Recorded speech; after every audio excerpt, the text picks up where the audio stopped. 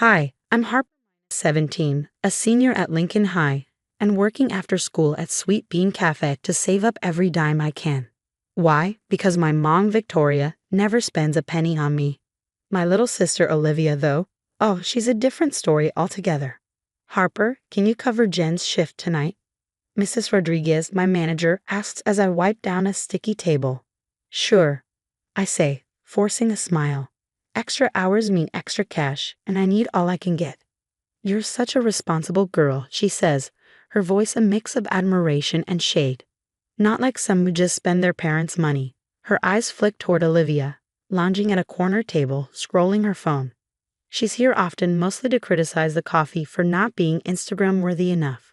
Later, during my break, my best friend Samantha plops into the chair across from me. Guest who just submitted their NYU application. I say, grinning as I flash my phone. Her face lights up. Girl, with your grades, they'd be crazy not to accept you. Then her expression sobers. But, what about your mom? She doesn't even know, I admit.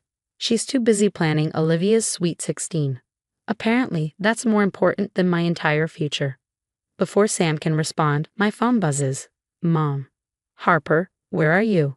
Olivia needs help with her history project. I'm at work, Mom, my actual job. Well, Olivia's grade is more important than your little coffee shop hobby. Come home now.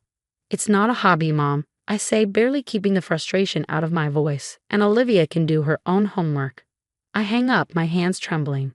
Tears threaten, but Sam squeezes my arm. Hey, she says gently, remember what we're saving for. That brightens me up.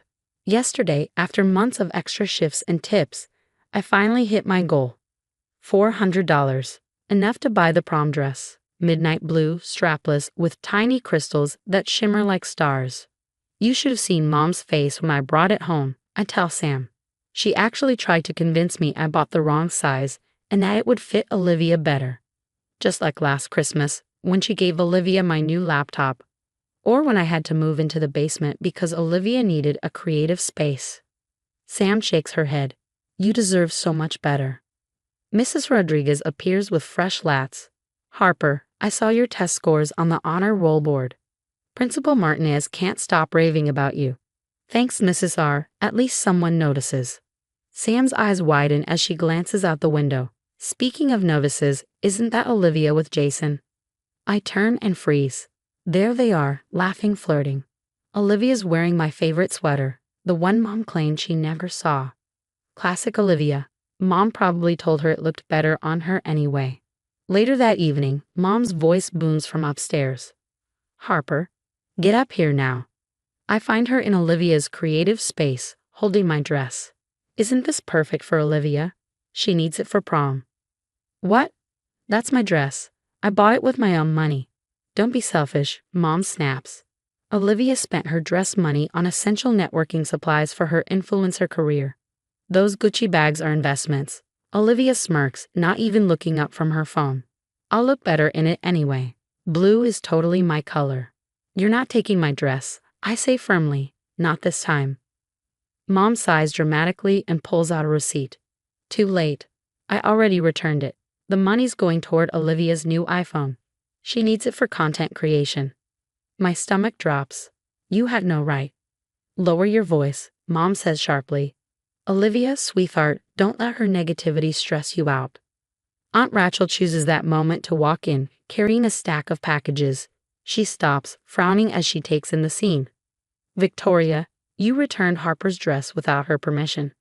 Stay out of this, Rachel, Mom snaps. I know what's best for my daughters. My phone buzzes.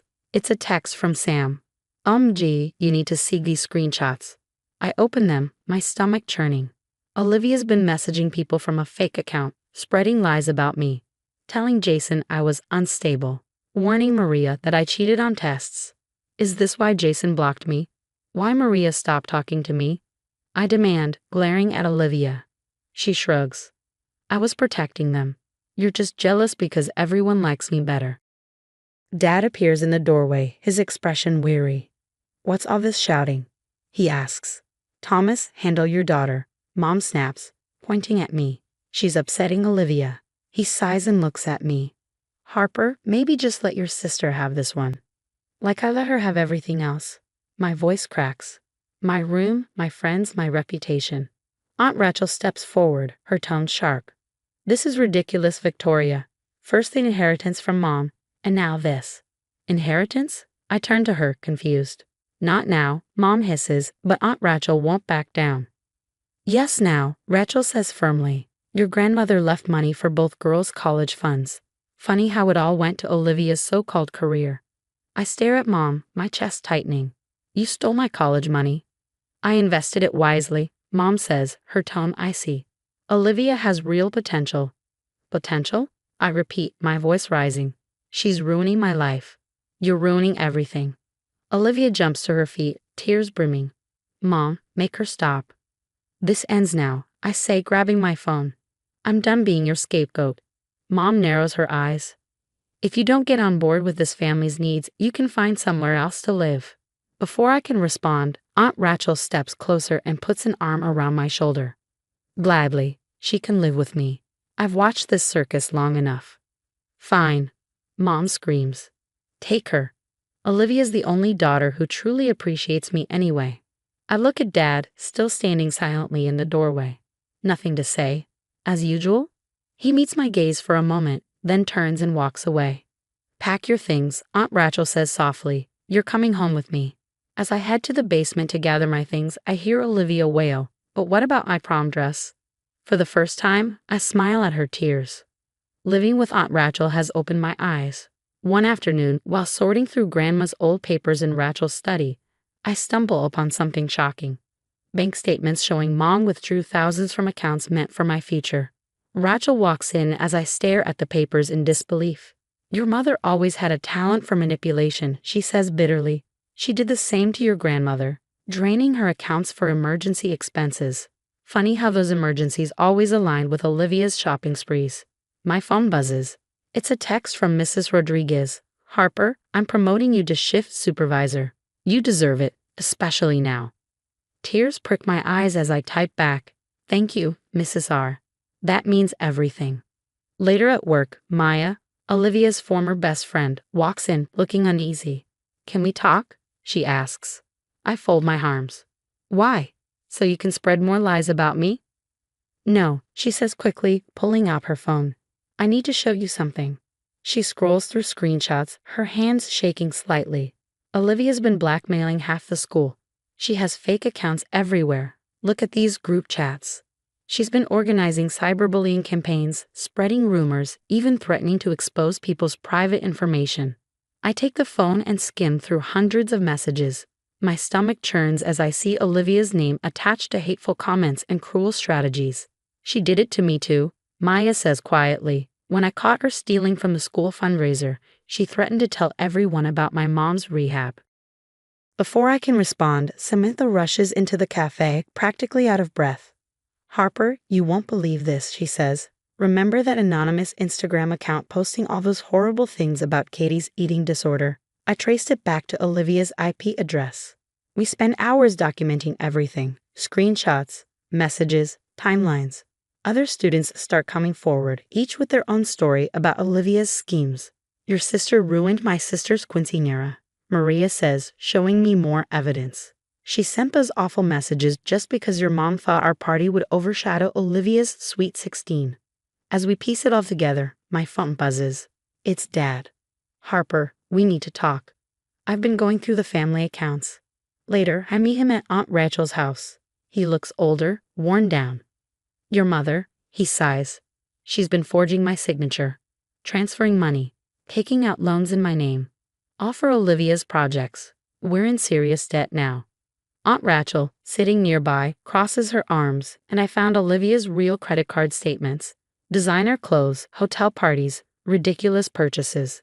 Things no 16-year-old should be buying. Your mother covered it all up, while Harper worked doubles at a cafe. I was blind, Dad admits, his voice heavy. But this stops now. I've frozen all the accounts and contacted a lawyer. That night, I sit at Aunt Rachel's desk, compiling everything into a single document: the financial fraud, the cyberbullying evidence, the witness statements. Mom and Olivia's perfect facade is about to shatter. Ready to send this to the school board? Samantha asks. Not yet, I reply. First, let's see how Mom explains these bank statements to Dad's lawyer. Rachel smiles faintly. Your grandmother always said the truth comes out in the wash. Speaking of truth, I say, checking my phone.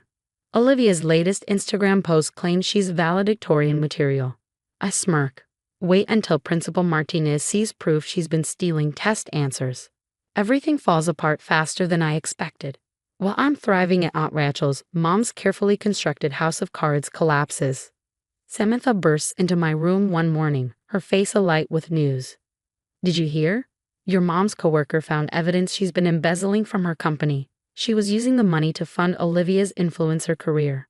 The same day, Olivia struts into school, only to be stopped by Principal Martinez. Miss Mitchell, my office. Now.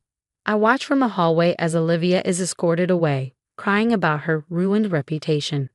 By the end of the day, she's suspended indefinitely, and the college acceptance letter she bragged about, all rescinded. That evening, Dad calls. The divorce papers are filed, he says. Your mother's financial deception. It's worse than we thought. The house is being sold. 2 weeks later, I see them moving into the rundown Oakwood apartments across town. Olivia's designer bags look out of place as she hauls them up rusty stairs. 5 years later, I'm thriving in NYC, working at a top marketing firm with a view of Central Park. Meanwhile, Olivia is still in our hometown, bouncing between minimum wage jobs, her Instagram influence down to 200 followers. Mom, once the queen of her social circle, works as a grocery store cashier, abandoned by her society friends after the embezzlement scandal. Dad, on the other hand, has remarried, a sweet kindergarten teacher who genuinely cares about him. The blue prom dress incident feels like a lifetime ago, but it was the turning point. It taught me to stop being a doormat and start being the main character in my own life. Some say success is the best revenge. I disagree. Success isn't revenge at all. It's what happens when you cut out the people who were holding you back and focus on yourself. If you found out your parents secretly stole your college fund to support a sibling's lavish lifestyle, what would you do? Would you confront them immediately or gather evidence quietly like I did?